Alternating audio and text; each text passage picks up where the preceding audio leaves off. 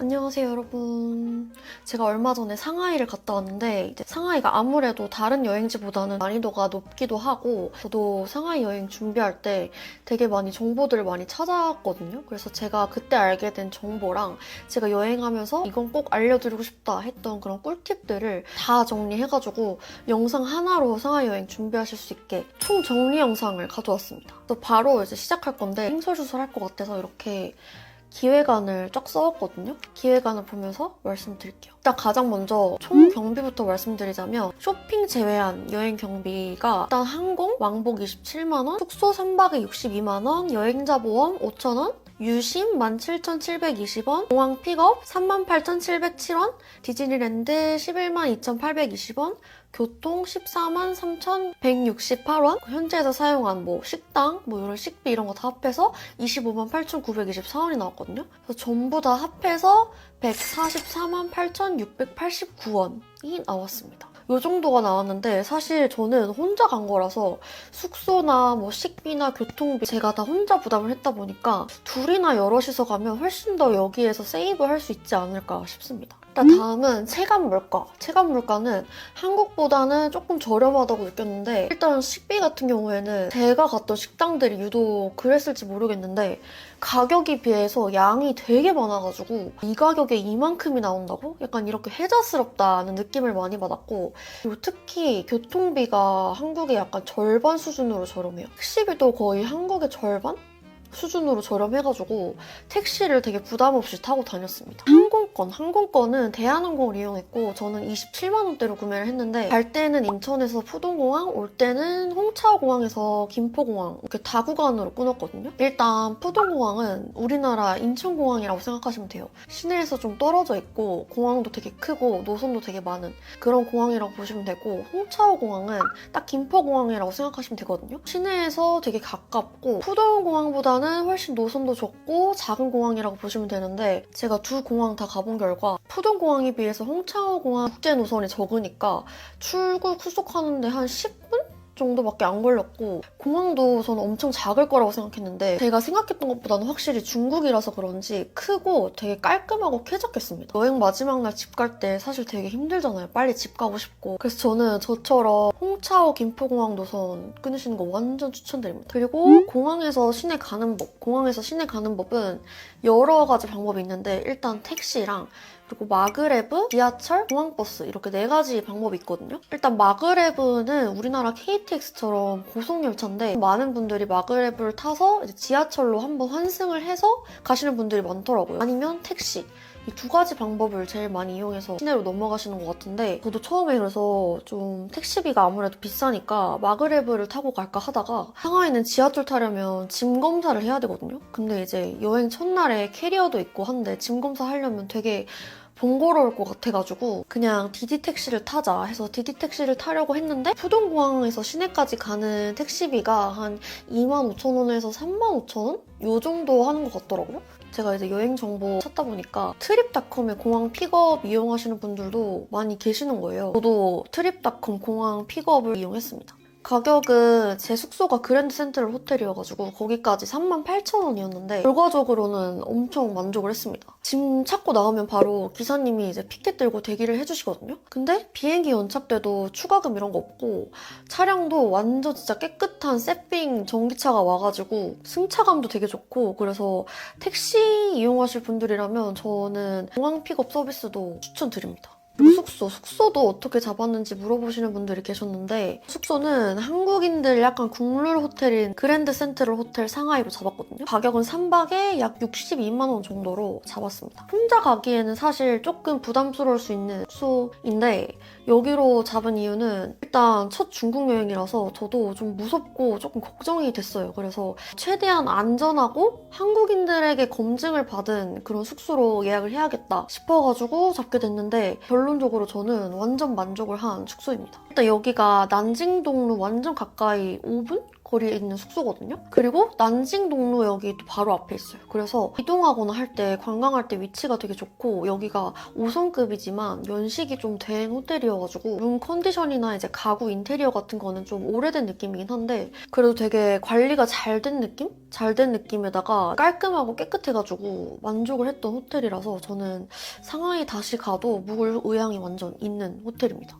아 그리고 드라이기가 차이슨? 그러니까 다이슨이랑 진짜 비슷하게 생긴 드라이기였는데 다이슨보다 바람이 더 강력했어요. 너무 좋았어요. 그리고 교통은 상하이는 아까도 말씀드렸다시피 교통비가 되게 저렴하거든요. 택시비도 거의 우리나라 반값 수준으로 되게 저렴해서 저는 사실 택시만 이용을 했는데 근데 계속 택시만 이용하다 보니까 이번 여행 지출에 택시비만 14만 원을 썼거든요. 그 덕에 좀 편하게 여행을 하긴 했지만 다음에 상하이에 또 가게 되면 좀 절약을 하기 위해서 지하철도 좀 섞어서 다니지 않을까 싶습니다. 지하철은 짐 검사하는 거 제외하고는 되게 쾌적하고 완전 깨끗하다고 하더라고요. 택시는 이제 디디택시라고 이게 우리나라 카카오 택시처럼 택시 잡는 어플인데 알리페이에 보면은 디디 트래블이라고 디디택시 잡는 게 있거든요. 별도로 디디택시 어플 다운받을 필요 없이 그냥 알리페이만 다운받으면 디디택시를 이용할 수가 있습니다. 택시 잡는 방법에 대해서 좀 말씀드리고 싶은데 일단은 알리페이에 들어가서 디디 트래블 있거든요. 디디 트래블을 누르고 여기서 내 현재 위치랑 목적지를 찍으면 됩니다. 현재 위치 그랜드 센트럴로 하고 목적지를 홍차오 공항으로 이렇게 해볼게요. 그럼 이렇게 등급에 따라서 가격이 다 틀리거든요. 좀 저렴한 차를 부르면은 냄새가 난다는 얘기를 많이 들어가지고 중간 등급 택시나 프리미엄도 불러보고 이제 나중에는 디스카운트 익스프레스라고 할인하는 그런 차도 불러보고 했는데 이게 약간 복불복인 것 같은 게 오히려 좋은 등급 차를 불렀는데 냄새가 날 때도 있었고 해가지고 나중에는 그냥 전 제일 싼 걸로 타고 다녔거든요. 어쨌든 이렇게 내가 원하는 등급의 차를 체크를 하고 호출을 누르면은 차가 호출이 되면 차량 번호랑 몇 분 뒤에 택시가 오는지 이렇게 뜹니다. 택시를 타면 기사님이 제 휴대폰 번호 뒷자리 4자리를 확인을 하시거든요. 휴대폰 번호 뒷자리 4자리를 중국어로 숫자로 외워서 말하기도 쉽지가 않잖아요. 그래서 저는 메모장에다가 예를 들어서 뭐 9999다 이러면은 그냥 9999 써가지고 메모장 이렇게 보여드리고 이런 식으로 택시를 탔습니다. 그리고 이제 목적지 도착해서 내릴 때 카카오 택시는 그냥 내리면은 자동으로 결제가 되잖아요. 저도 이제 그거를 생각하고 내렸는데 이제 디디 택시는 제가 직접 비밀번호, 결제 비밀번호까지 누르고 확인까지 해야 결제가 되는 그런 시스템이거든요. 그래서 아무튼 이렇게 택시를 이용해야 되니까 여러분들은 당황하지 마시고 좀 잘 이용하시길 바랄게요. 다음에 쇼핑. 제 여행 브이로그를 조금 챙겨보시는 분들이라면 아시겠지만 저는 해외 나가서 기념품이나 이런 걸 잘 안 사는 편이거든요. 그래서 이번 상하이 여행 때도 산 게 그 상하이 출국할 때 바디크림 하나 구매한 거 말고는 산 게 없습니다. 근데 좀 많이들 사가는 기념품으로는 그 TN지팡이 블렌번이라고 찻집이 있는데 약간 이상한 나라 앨리스 같은 그런 패키지 느낌으로 티부터 해가지고 찻잔이랑 차 주전자 같은 것도 팔고 되게 선물하기 좋은 선물 세트 같은 게 많이 팔거든요. 그래서 그거 많이들 사오시는 것 같고 그리고 바로 옆집에 보면 엽서랑 마그넷 같은 거 파는 그런 소품샵이 있거든요. 마그넷 모으시는 분들이나 엽서 같은 거 관심 있으신 분들은 거기 한번 가보시는 것도 추천드립니다. 그리고 핸드폰 사용. 중국은 카카오톡이나 유튜브, 인스타 우리나라에서 쓰는 앱을 쓰려면은 로밍을 하거나 VPN이 딸린 유심을 쓰거나 아니면 e심을 쓰면 카카오톡, 인스타, 유튜브 다 됩니다. 전 여행할 때 항상 e심을 쓰기 때문에 이번에도 e심을 구매했고 저는 도깨비 로밍에서 올데이 무제한 17,720원에 구매를 했습니다. 저는 휴대폰 사용을 좀 많이 하는 편이라서 완전 무제한, 속도 제한 없는 e심을 구매해서 갔는데 카카오톡 사진 보낼 때 약간 답답함이 느껴지긴 했지만 그래도 문제없이 무난하게 잘 터졌습니다. 근데 상하이에서 현지 와이파이를 쓰면은 뭐 카카오톡, 인스타, 유튜브 같은 게 다 안 되거든요. 그래서 유심이나 이심은 좀 넉넉하게 준비해 가시는 걸 추천드립니다. 그리고 상하이는 또 구글맵이 안 됩니다. 그래서 중국에서만 사용하는 어플들을 필수적으로 준비해야 될 게 몇 개가 있거든요. 먼저 현지에서 사용하는 지도 어플, 고덕지도라는 어플을 준비하셔야 되는데 우리나라로 치면 약간 네이버 지도 같은 그런 현지 지도 어플이거든요. 근데 이 어플을 사용할 때 조금 까다로운 게 한국어 지원은 당연히 안 되고 영어를 지원을 하긴 하는데 어차피 검색을 한자로 해야 됩니다. 그리고 영어 버전이 더 사용하기 어렵게 돼 있어서 사실상 이제 중국어 버전으로 사용을 해야 되거든요. 그래서 가기 전에 이 고덕지도 어플 사용하는 법을 조금 익히고 가야 되는데 그래서 어플 사용법을 좀 알려드릴게요. 우선 고덕지도는 앱스토어 들어가서 고덕지도 이렇게 한글로 그냥 치면 여기 뜨는 이게 고덕지도거든요. 처음 들어갔을 때 이런 창이 뜬단 말이에요. 우선 고덕지도는 회원가입하려면 중국 번호가 있어야 되는데 로그인 하지 않아도 사용이 가능해가지고 거의 대부분 로그인 없이 사용을 하시더라고요. 근데 사용하다 보면 중간에 로그인하라는 팝업이 뜨는데 그거는 막 그렇게 불편할 정도로 뜨는 건 아니라서 그냥 무시하고 사용을 하면 됩니다. 우선 목적지를 검색해야 되는데 저는 이제 블로그에서 맛집이나 갈 장소들을 미리 찾아보고 복사할 수 있게 중국어로 적어주시거든요. 그거를 복사해서 검색창에다가 블로그에서 찾은 맛집을 복사 붙이기를 해줍니다. 그러면 이렇게 뜨거든요. 여기에서 이 파란색을 누르면 경로를 보여주는 건데 이제 걸어가면 얼마나 걸리는지 차, 대중교통, 네이버 지도랑 비슷하게 이런 식으로 나옵니다. 근데 이제 이렇게 일일이 블로그에서 그때그때 찾아서 복사 붙이기 하는 게 사실상 여행 가면 되게 번거롭잖아요. 그래서 저는 즐겨찾기 기능을 썼거든요. 즐겨찾기는 여기 이 별 표시를 눌러주면 이렇게 즐겨찾기가 됩니다. 즐겨찾기 목록은 처음 화면에서 이 노란색 별 모양 이걸 눌러주면 제가 즐겨찾기 했던 걸 목록을 싹 볼 수 있거든요. 보시면 이렇게 한글로 써있잖아요. 이거는 제가 메모를 남긴 거예요. 즐겨찾기 기능에서 저처럼 메모를 남길 수가 있거든요. 이거를 눌러주면 됩니다. 이 메모 이거 누르고 앞에다가 이게 그랜드 센트럴 상하이거든요. 그랜드 센트럴 상하이 이런 식으로 쓰고 이 밑에는 부가적으로 쓰고 싶은 정보나 그런 걸 적어주면 되는데 뭐 예를 들어서 맛집이다. 그러면 뭐 딤섬 맛집 이런 식으로 쓰고 메모를 추가해주면 되고 일일이 찾는 게 또 힘들잖아요. 이렇게 일일이 찾지 않고 검색을 할 수가 있어요.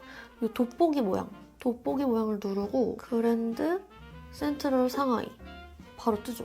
이렇게 눌러주면 이렇게 뜹니다.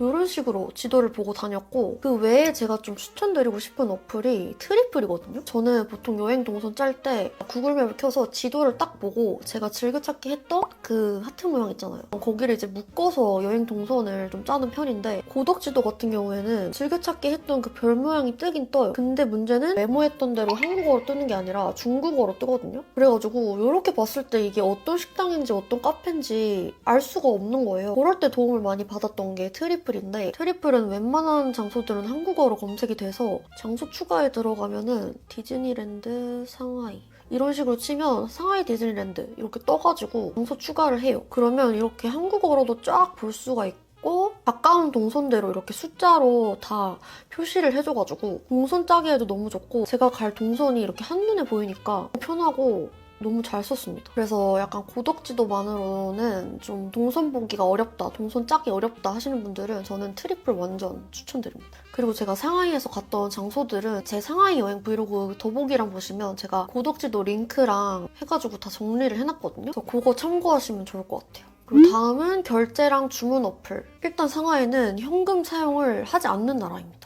저도 정말 현금이 없어도 될까? 하면서 걱정을 조금 했는데 정말 현금 쓸 일이 1도 없었고요. 중국은 어떻게 결제를 하냐? 중국은 QR의 나라입니다. 그래서 결제랑 주문을 다 QR 결제로 하는데 그때 필요한 어플이 알리페이랑 위챗이에요. 대부분의 카페나 식당에서 알리페이, 위챗 둘 다 사용 가능하긴 한데 간혹 가다가 위챗만 되는 뭐 식당이나 이런 데도 있어가지고 가기 전에 두 어플을 미리 한국에서 카드 등록이랑 신분 등록, 여권 등록까지 하고 가셔야 현지에서 사용이 가능합니다. 최근에는 알리페이랑 위챗 둘 다 한국에서 미리 신분 등록을 안 해도 가서 결제가 가능하다고 듣기는 했는데 현지 도착해가지고 혹시나 결제가 안 되는 불상사가 생기면 안 되니까 웬만하면은 신분 등록까지 하고 가시는 거를 추천드릴게요. 그리고 알리페이랑 위챗페이 둘 다 200위안 이상 금액의 결제를 하면은 3%의 환전 수수료가 붙는다고 하더라고요. 그래서 보통 200위안 결제할 때는 분할 결제를 하시거나 뭐 그런 식으로 하는데 트래블로그 유니온페이를 발급받으면 그걸로 이제 카드 등록해서 결제를 하면은 200위안 이상 결제해도 수수료가 발생하지 않는다고 해서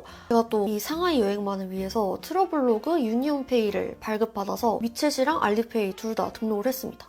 결제할 때 알리페이 사용 방법은 알리페이를 들어가서 여기 스캔을 누르면 이런 식으로 가게 그 QR에 스캔을 해서 결제를 할 수가 있고 있고, 그리고 이 결제 버튼을 또 누르면은 그 QR코드가 딱 뜨거든요. 이 코드를 가게에서 이렇게 찍어서 이제 비밀번호 누르고 확인 누르면 결제가 됩니다. 그리고 또 알리페이는 아까도 말씀드렸다시피 디디택시가 여기 어플 안에 있어가지고 디디택시도 부를 수 있고 뭐 지하철이나 버스같이 대중교통도 QR로 교통카드처럼 이용을 할 수가 있거든요. 그래서 이 알리페이만 있어도 사실상 거의 모든 게 다 가능한 아주 요물인 어플이라고 할 수 있습니다. 그리고 위챗으로도 QR 결제랑 주문 다 가능하고 이렇게 보면은 스캔이랑 이런 게 있어가지고 이렇게 스캔하면 결제가 가능하고 검색 들어가서 미니 프로그램이라는 이런 게 있거든요. 여기에 들어가면은 원격 웨이팅을 할 수가 있어요. 그래서 원격 웨이팅 되는 식당이랑 카페가 있으면 여기에서 원격 웨이팅을 걸 수가 있거든요.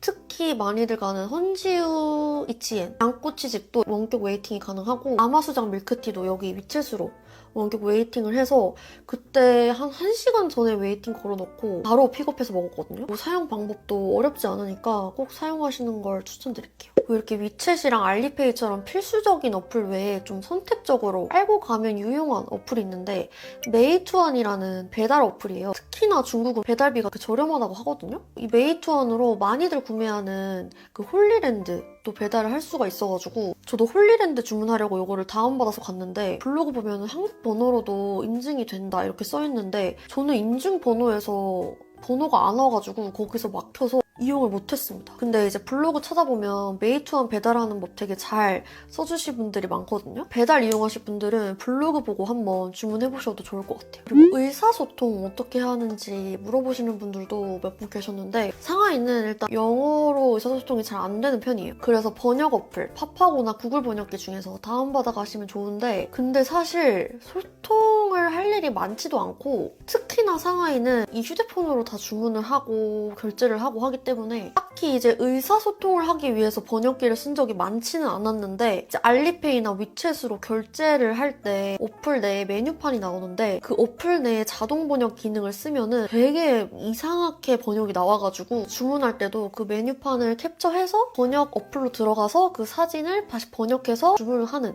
이런 식으로 번역기를 저는 많이 썼어가지고 번역 어플은 꼭 하나 다운받아 가시는 걸 추천드립니다. 그리고 치안 관련해서도 많이 물어봐 주셨는데 저는 개인적으로는 치안이 되게 좋다고 느꼈습니다. 크게 위험하다거나 무섭다고 느낀 적도 없고 그냥 우리나라 서울 다니는 거랑 비슷한 느낌? 그리고 관광객들이 많은 곳은 항상 공안들이 있었던 것 같고 제가 찾아봤을 때도 상하이가 그래도 치안이 좀 좋은 편이라고 하더라고요. 근데 또 사람 일을 모르는 거니까 제가 단언할 수는 없어요. 언제 무슨 일이 어떻게 생길지 모르는 거기 때문에 항상 해외에서는 밤늦게 다니지 말고 골목을 웬만하면 피하고 저는 이렇게 다니고 있거든요. 그리고 디즈니랜드는 제가 사실 이번에 디즈니랜드 가기 전까지는 혼자 놀이공원 무슨 재미로 가지? 약간 이런 생각을 갖고 있던 사람이거든요. 근데 상하이 이제 가려고 브이로그도 보고 막 보니까 디즈니랜드를 거의 안 가는 사람들이 없고 재밌다는 후기가 너무 많이 보이는 거예요. 결정적인 요인을 한 거는 제가 디즈니 중에서 주토피아를 정말 좋아하는데 전 세계 디즈니의 주토피아가 상하이에만 있다는 거예요. 그래서 진짜 고민을 하다가 여행 가기 한 이틀 전에 티켓을 샀거든요. 근데 이제 상하이 브이로그 보시면 아시겠지만 결론적으로는 정말 재밌게 놀고 왔습니다. 디즈니 티켓은 공홈에서 구매를 할 수도 있고 마이리얼 트립 같은 그런 대행사에서 예매를 할 수도 있는데 제가 가격 비교를 했을 때는 마이리얼 트립이 제일 저렴했거든요. 마이리얼 트립에서 쿠폰을 써가지고 11만 2,820원에 구매를 했습니다. 상하이 디즈니는 아셔야 될 게 얼리버드 티켓이라고 해가지고 예매를 빨리 하면 할수록 티켓이 더 저렴하거든요. 근데 저는 아까 말씀드렸다시피 이틀 전에 티켓을 사가지고 좀 이제 비싸게 예매했는데 여러분들은 조금 더 일찍 예매해서 저렴하게 구매하시길 바랍니다. 그리고 제가 디즈니 후기를 찾아봤는데 오후 늦게 들어가서 불꽃놀이까지 보고 나와라. 오후 늦게 들어가면 오히려 줄을 좀 덜 선다 이런 후기들이 있어가지고 점심 먹고 느긋하게 한 2시 반쯤 디즈니랜드에 도착을 했는데 일단 들어가자마자 머리띠는 사줘야 되니까 디즈니 스토어 구경을 했는데 구경하는 데만 한 4, 50분 정도 걸렸고 주토피아 어트랙션이 줄을 꽤 길게 섰어요. 한 2시간을 서가지고 타고 나오니까 저녁인 거예요. 근데 상하이 디즈니가 규모도 되게 큰 편이고 그래서 시간이 없어가지고 진짜 막 배고픈데 밥도 굶으면서 어트랙션 타고 다녔던 기억이 있거든요. 그래서 저는 오히려 디즈니랜드를 그냥 오전에 가셔서 조금 여유롭게 즐길 거 즐기고 사진도 찍고 불꽃놀이까지 꼭 보고 오시는 걸 추천드립니다. 불꽃놀이를 사실 기대를 안 했는데 너무 좋았어요. 그리고 디즈니 가실 때 필수로 다운받아야 될 어플이 디즈니 리조트 어플이거든요. 이걸로 이제 구글맵처럼 안에서 지도 보면서 길 찾기 할 수도 있고 어트랙션 대기 시간도 볼 수가 있어가지고 필수로 다운받는 게 좋습니다. 그리고 또 DPA라고 롯데월드 약간 매직패스처럼 놀이기구 줄 안 서고 빨리 들어갈 수 있는 그런 티켓이 있어요. 이게 어트랙션 하나당 가격이 180위안이거든요. 35,000원 돈인데 비싸긴 하지만 제 생각에는 2시간 이상 줄 서야 된다면 그냥 DPA 끊는 게 조금 더 효율적이지 않나 이런 생각을 했습니다.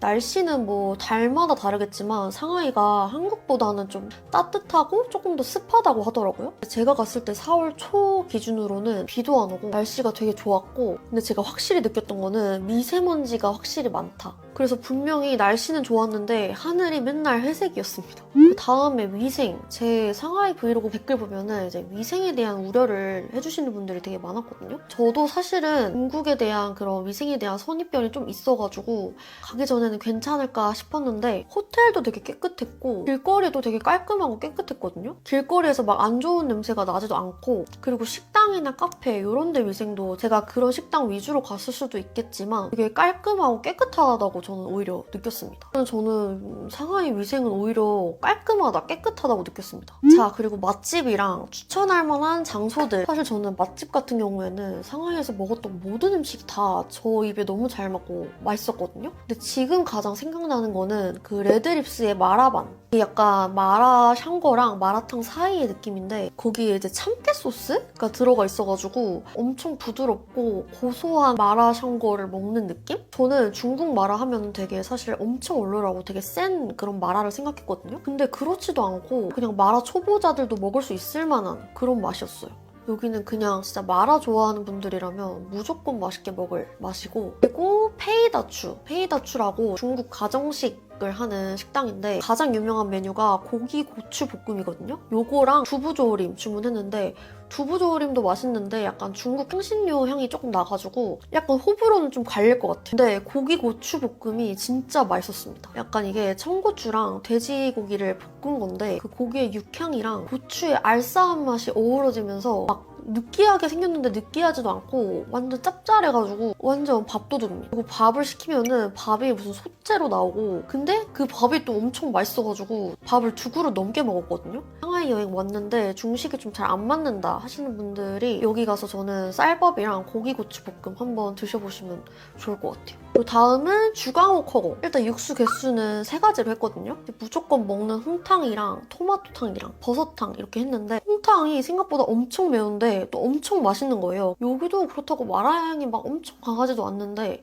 그냥 맵고 진짜 완전 자극적인 맛있는 홍탕이었어요. 너무 매운데 또 너무 맛있어가지고 진짜 막 기침하면서 먹었거든요. 또 재료 중에 추천할 만한 거는 저는 무조건 푸주는 무조건 주문하셔야 됩니다. 푸주가 완전 야들야들 흐물흐물하거든요. 한국 그 푸주랑 차원이 틀려요. 저는 푸주 완전 추천드리고 그리고 또 혼자라서 양이 너무 많아서 주문 못한 계란볶음밥이 또 맛있다고 합니다. 그리고 다음은 한국인들이라면 무조건 가는 맛집 중에 하나인데 헌지유 이치엔입니다. 어마어마하게 너무 맛있다 막 이거보다는 양냄새가 확실히 별로 안 나고 부드러운 맛있는 양꼬치예요. 그리고 양꼬치 말고도 되게 사이드나 다른 꼬치 종류가 되게 많거든요. 저는 옥수수 꼬치가 되게 맛있었습니다. 옥수수 꼬치가 짠 거, 단 거 이렇게 2종류가 있었는데 전 단 걸 먹었는데 진짜 맛있어가지고 옥수수도 엄청 많이 주문해서 먹고 오이 무침도 곁들이기 되게 좋았어요. 그 다음에 헤이티. 헤이티는 대표적으로 많이 먹는 게 포도붐이랑 망고붐 이렇게 있거든요. 이게 약간 포도 쉐이크, 망고 쉐이크 같은 느낌인데 저는 망고 맛이 진짜 맛있었어요. 약간 동남아에서 먹을 만한